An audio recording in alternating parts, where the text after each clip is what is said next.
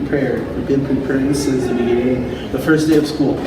They're ready, they have strategies, they have ideas, they know a lot of things, and as long as they use their strategies and apply them like we've been practicing, they're going to do a great job.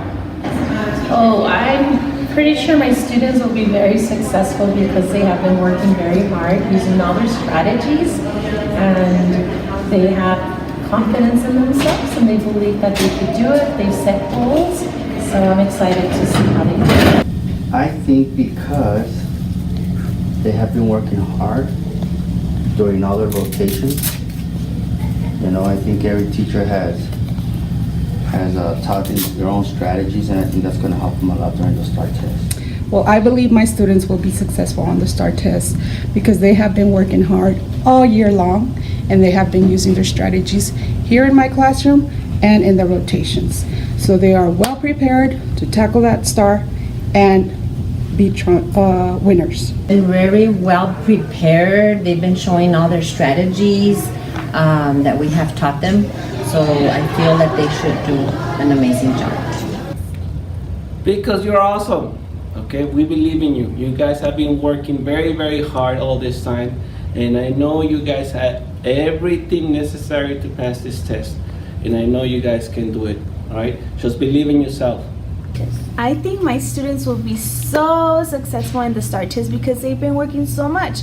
They've been they've been hard workers. They've been doing their strategies, and I think that they've grown so much. So I feel that they're gonna rock it, and I believe in them.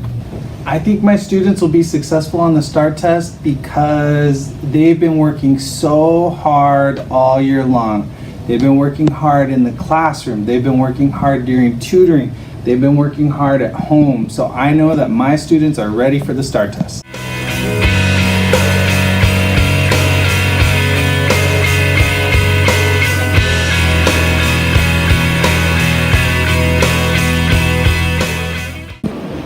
You go to the next one. And then once you're done with that one, if you feel that you know the answer to the previous question, then go back. Try to remember your strategies and go with your first instinct. Maybe take a break from it, try and go back, and then come back to it later, but make sure you don't skip it, and come back to it later, and then see if you can attack it from a different angle. Try to figure out which answer does not make any sense at all, and get rid of those, and then choose between the two that are the closest ones. The stars, look how they shine for you. Well, we've been working on the hand technique, the one where we use it for our main idea and our supporting sentences. So if they remember to use the hand technique for those very difficult questions on the revision, and to use the arm and to use their tie to tie it all together, they're going to do awesome. Well, in writing, you want to remember to do all the strategies your teacher taught you, like rules, tie.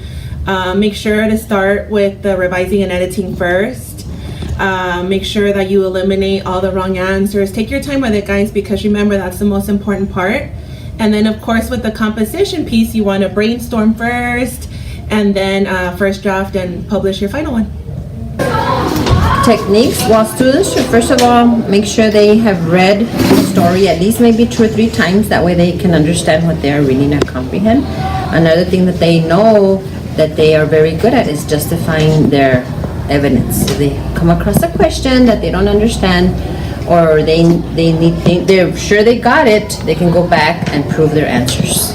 I think my class needs to remember to do their react strategies, to take their time and to show their work, to find their text evidence and to prove every single answer. Thank you. You're welcome. The last minute pointers are, don't get nervous. You just have to believe in yourself. Believe that you can do it, and believe that you will be able to rock it. You've been learning all this material. It's nothing new, so just believe in yourself. That's the main thing that you need to be doing, okay? So you got this. Just relax, take your time, and you got this. Last minute pointers. Remember everything that all the 4th grade teachers have taught you. and show your work during the test, and you're gonna be successful. Last minute pointers to go on test day. Okay, definitely the night before, rest. And so you're ready in the morning, you're rested. And last minute pointers, remember to, as you're answering the questions, to bubble them in the Scantron so you don't run out of time. And then remember to go and circle all of your sentences that you're going to be correcting, and remember to use your arms and cups. And as far as your composition, just let that wonderful writing ability come out and just enjoy. And remember, it's just one test, so just try your very, very best. Make sure that you get a good night's sleep, guys. That's very, very important. If you come to school and you're not rested, that's going to affect you a lot. So make sure that you get a good night's sleep, that you get here on time. That way you can have breakfast, and that way you can get all the jitters out. But yeah, just most importantly, guys, just believe in yourself. That's the biggest pointer I can give you. You have what it takes. We've been practicing a whole lot. We've been tutoring. We've been doing a lot of practice. So you got what it takes. You just need to believe in yourselves. Relax, it's not the end all. So they have to, just relax and do their best. That's all they have to do. Do everything I taught them to do. And anything in my own colleagues for Magical Mondays did to use those strategies. And they'll do fine.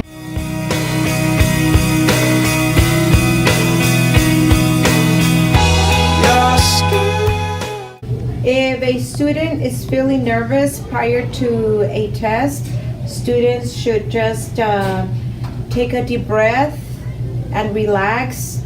And just remember that they are prepared for the test and they are going to do well. And we believe in them, so just remember all the techniques that we taught them, and everything will come to them, and just that we're very proud of them. So no matter the outcome, they shouldn't be nervous, because we're proud of them. If they're feeling nervous, take a deep breath. Maybe close your eyes, take a little stretch. But if you don't want to get nervous, because you have everything that it takes right here. So make sure that you just take your time, go at your own pace, and that'll help you not be so nervous. Well, I tell my students to, take a deep breath, to relax. I tell them that regardless of the outcome, everything's going to be fine, and they're going to show growth at the end of the year, So I tell them, just to relax, take a deep breath, and there's nothing to be scared about, nothing's going to happen. Pass or fail, we're going to be happy for it. If a student is feeling nervous on the day of the STAAR, I think they need to remember to breathe. Take in some deep breaths, let them out, think some happy thoughts, and then get back to work. If you are feeling nervous, just relax and take a minute or 2 minutes to relax and breathe in and breathe out and just say, I got this and I know I'm gonna be successful. So don't get nervous, you'll be fine. Turn into something beautiful, The advice that I want to give my students is that just to try their hardest and to never give up, even if there's a question that they don't understand, to try their hardest, because I've been working very hard with them all year and they've been working extremely hard with me all year, so I know they can do it. Yes, I want them to listen to a famous ex-president Theodore Roosevelt. He said, believe you can, and you're halfway there. That they can do anything they put their mind to. Anything, okay? Doesn't matter, no STAAR test makes them or breaks them, okay? It doesn't determine what they're gonna be in the future. They're gonna do great on this test, and those people who don't do good, that's okay, because the second time they're gonna do even better. And you know what? They're gonna be successful, no matter what they do. The advice I give students during STAAR testing or any testing is I would like for them to be confident and believe in themselves. All of us already believe in them. Their parents already believe in them. But I always like to tell them to look in the mirror and tell themselves, I will do my best, I can pass the test. I will do my best, I can pass the test. But once you believe it in your mind and in your heart, boys and girls, you can pass that test. So tell yourself, I will do my best. I can pass that test. Good luck, everyone. Love you guys.